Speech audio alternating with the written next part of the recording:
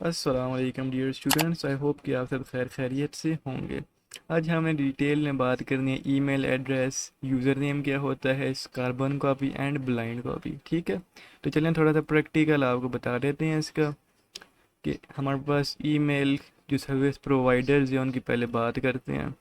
सबसे पहले जीमेल एक बहुत बड़ी, आपको अगर पता हो कि एक कंपनी है गूगल वालों की तरफ से जो हमें ये जो मेल है इसकी सर्विस प्रोवाइड करती है। ठीक है, अब पहले तो बेसिकली हम बात कर लेते हैं कि ये जो जीमेल या ईमेल है ये होता क्या है। अब आप देखें पुराने ज़माने में जो पैगाम भेजने का तरीक़ेकार था वो कैसे था कि एक आप लेटर या कागज़ लेते थे, उस पे रिटर्न करते थे अपना जो भी ख़त में पैगाम होता था और वो आप भेजते थे अपने दूसरे बंदे को। पोस्ट ऑफिस का जो डब्बा था उसमें आप जाके डालते थे। ठीक है, जो पोस्ट वाला था जिसमें सारे ख़त मौजूद होते थे। तो वो जो आपका लेटर है विद इन वीक्स एक पोस्टमैन आता था ऑफिस से, जितने भी ख़त होते थे वो निकाल लेते थे वहाँ से और फिर वो आपके पास ऑफिस में जमा हो जाते थे और जो जो उसकी डेस्टिनेशंस होती थी वो वहाँ पहुँच जाता था। मतलब ये एक मैनुअल तरीका था किसी का कोई पैगाम पहुँचाने का। तो कंप्यूटर का जब दौर आया तो उन्होंने सोचा कि इसको थोड़ा सा एडवांस कर दिया जाए। तो उन्होंने क्या किया, एक ऐसी एप्लीकेशन बनाई वेब वाली जिसमें हम इलेक्ट्रॉनिकली विद इन इंस्टेंट किसी को भी मैसेज पहुंचा सकते हैं। कमाल बात यह है कि जिस वक्त आपने उसे मैसेज किया उसी वक्त वो चला जाएगा और अगर वो बंदा ऑनलाइन है तो वो फ़ौरन से आपका पैगाम रिसीव कर लेगा। यही चीज़ है ईमेल। अब इसमें पहले तो दो तीन चीज़ें आती हैं कि आपके पास पहले पता एक तो जीमेल था, फिर एक याहू आप कह सकते हैं, याहू मेल आ जाता है। ठीक है, कि चले मैं कहता हूँ लिस्ट कर दे ऑल ईमेल प्रोवाइडर्स। अब इधर तमाम जितने भी हैं सारे आ जाएंगे। मोस्ट कॉमन आपको पता है फेवरेट जीमेल है, फिर आउटलुक भी है माइक्रोसॉफ्ट की तरफ से, याहू मेल है, iCloud, AOL, Proton and so on. आपके पास वैरायटी ऑफ, ठीक है, डिफरेंट प्रोवाइडर्स मिल जाते हैं जो आपको सर्विसेज प्रोवाइड कर रहे हैं ईमेल की। अब इधर एक कॉन्सेप्ट आता है यूज़र नेम का। यूज़र नेम आपका वो यूनिक नाम है जो कंप्यूटर सिस्टम में जिस वक्त आप अकाउंट क्रिएट कर रहे हैं ना, आपकी पहचान के लिए आप कोई भी नाम रख रहे हैं, जिस तक आप वो जिस वक्त नाम रखेंगे किसी भी बंदे ने आप तक पहुंचना है वो यूज़र नेम आपका इस्तेमाल करेगा, उसे यूज़र नेम कहते हैं, यूनिक। ठीक है, आप तक पहुंचने के लिए जो आपकी शनाख्त है वो यूज़र नेम है। फिर उसको एक्सेस करने के लिए एक पासवर्ड है। ठीक है, जिस हम घर में दाखिल होते हैं ना, सलाम करके दाखिल होते हैं, वो आपका पासवर्ड है। इसी तरीके से जिस वक्त आप कंप्यूटर में ये काम करते हैं एक यूज़र आईडी होती है और एक पासवर्ड, फिर आप उस अकाउंट का लॉग इन कर लेते हैं। पहले तो साइन अप करते हैं, ठीक है, और फिर लॉग इन कर लेते हैं। एक नया क्रिएट करेंगे account from starting for the sake of understanding कि किस तरीके से जो अकाउंट है वो बनते हैं। आपने सिंपली जीमेल लिखना है, कोई भी आपने अकाउंट बनाना है। ठीक है, तो अब इसमें अगर आपने माइक्रोसॉफ्ट वाला बनाना है तो आप आगे माइक्रोसॉफ्ट आउटलुक लिखेंगे। याहू का करना है तो याहू मेल लिखेंगे। बट इधर आपकी बुक में मैंने जी मेल बनाया हुआ है गूगल वालों का, तो मैं इस वजह से बनाऊंगा। यहाँ नीचे अगर आप जाएँ ऐड अनदर अकाउंट पे क्लिक करें, क्रिएट अकाउंट। ठीक है, for my personal use, for my child, for work और business, for my personal use पे। ओके, एक मैं आईटी प्रो का आपको भी बनाकर दिखा देता हूँ। नेक्स्ट, डेट ऑफ बर्थ अभी हम डमी अकाउंट बना रहे हैं प्रैक्टिस के लिए, तो मैं इसको भी रैंडम से दे देता हूँ। जून तक कोई महीना कर देते हैं, जैसे कि 5/2004 कर लेते हैं। चलें ठीक है, ये चलें 2005 ही कर लें या जो भी आपको पता चलेगा, मतलब 18+ ही हैं हम। मेल हैं हम, फीमेल तो ऑब्वियस सी बात है फीमेल हो नहीं सकते। ऑल राइट, अब इसने कुछ ऑप्शंस दे दिए कि इस तरीके से आप करेंगे या अपना खुद से क्रिएट करेंगे, तो हम क्रिएट योर ओन करते हैं। IT Pro 667 and at the rate of ये। ठीक है, तो कहता है user name is already taken, no issue. आप नंबर चेंज कर दें फॉर, कह सकते हैं 776 कर लें। अगर अवेलेबल हुआ तो आपको आगे की जानेब रवां कर दिया जाएगा। अब अगर पासवर्ड की बात करें ना यहाँ पर, तो आप कोई भी रैंडम लेकिन एक स्ट्रॉन्ग पासवर्ड होता है, मजमूआ होता है अल्फाजों का, नंबरों का और जो सिंबल्स होते हैं कैसे, आपको भी मैं करके दिखाता हूँ। जैसे 01 मैंने टाइप किया, अब मेरा पहला लेटर था आई, ठीक है। आई के साथ मैं कोई रैंडम नंबर उठाऊंगा 7। अब आई के बाद नेक्स्ट लेटर मेरा टी था, 7 की पावर इंक्रीज करें 14 एंड 21। बात समझ आ रही है? 2 दफ़ा मैंने इंक्रीज कर दी, बल्कि 3 टाइम इसको इंक्रीज किया है। अब कोई लास्ट में वो नंबर लिखें जो आपने स्टार्टिंग में नहीं लिखा।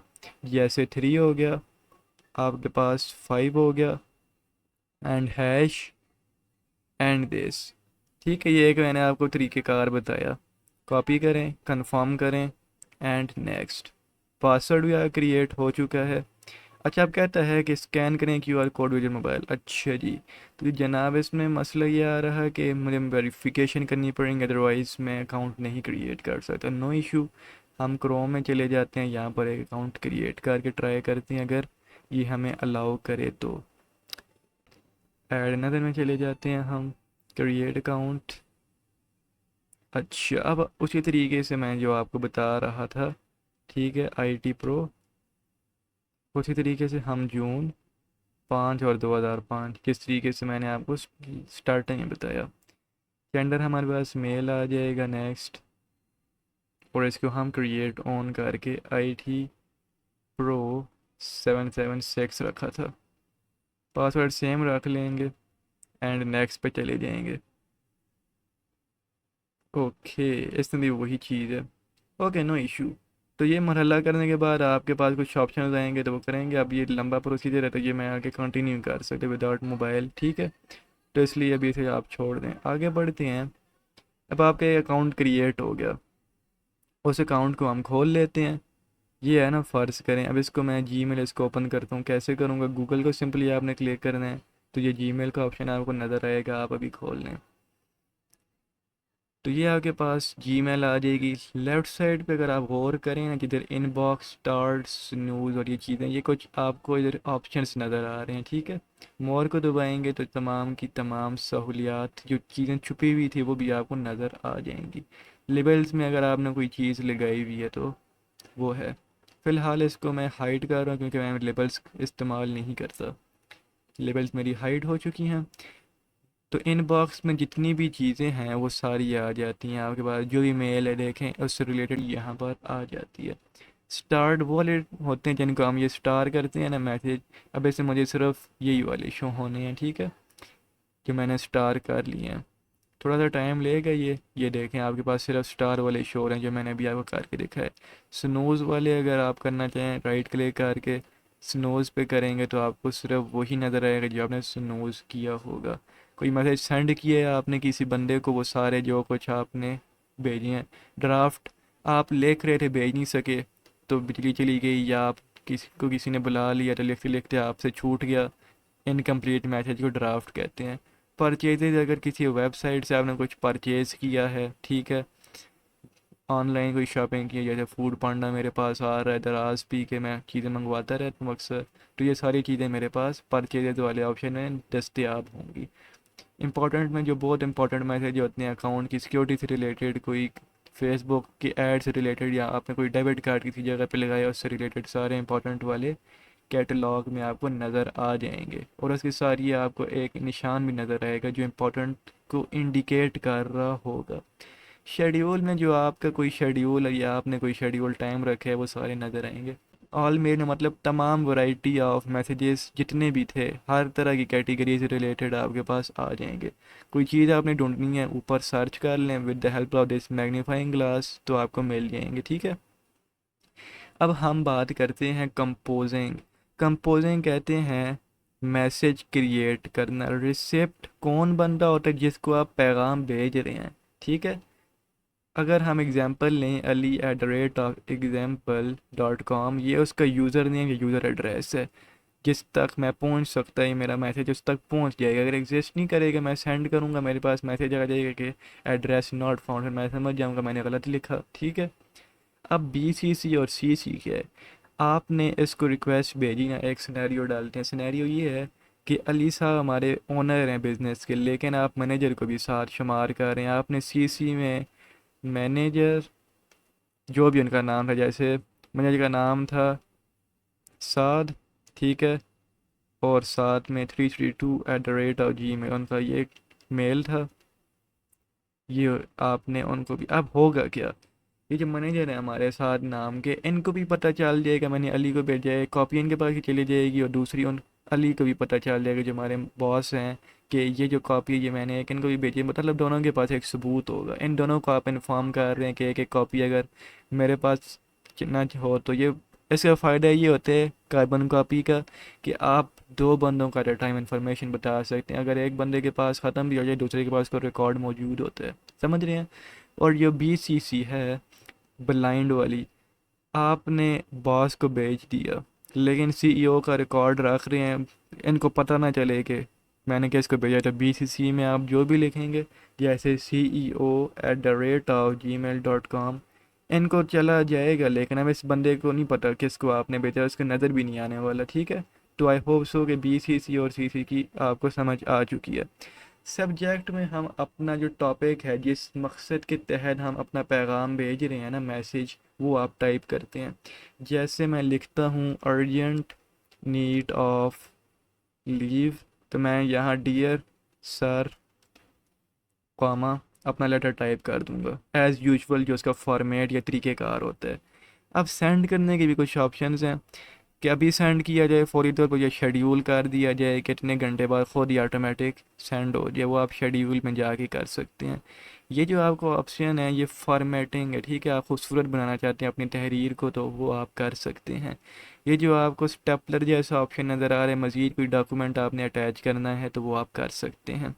ये जो आपको माइनस वाला ब्रैकेट्स में क्लोज ऑप्शन है, कोई आपने लिंक पेस्ट करना है यूट्यूब, इंस्टाग्राम, फेसबुक या किसी भी वेबसाइट का, वो आप यहाँ बआसानी इस ऑप्शन को अवेल करके कर सकते हैं। ये इमोजी ऑप्शन है, ये गूगल ड्राइव से अगर कोई चीज़ आप अटैच करना चाह रहे हैं, इमेजेस, ठीक है।